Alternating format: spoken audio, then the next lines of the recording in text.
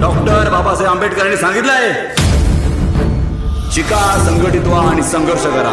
जर तुम्ही संघटित राहाल तर सुरक्षित राहाल.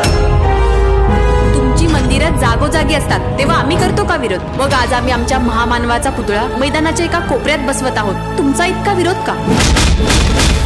आपण त्याला स्वर्गवासी आमदार बनवून टाकू ना.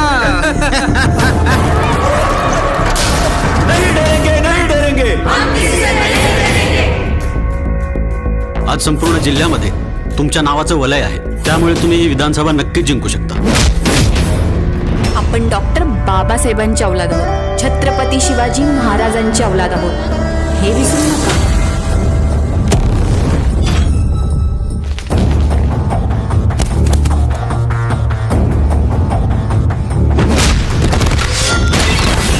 जोपर्यंत धर्मेश तो उभा आहे ना, तोपर्यंत गोरगरीब जनतेच्या घरावर बुलडोझर चालू देणार नाही.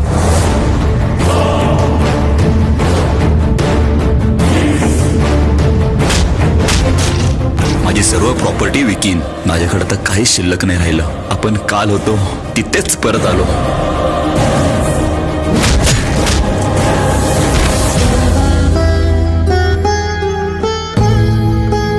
आपला समाज एकत्रित आणा.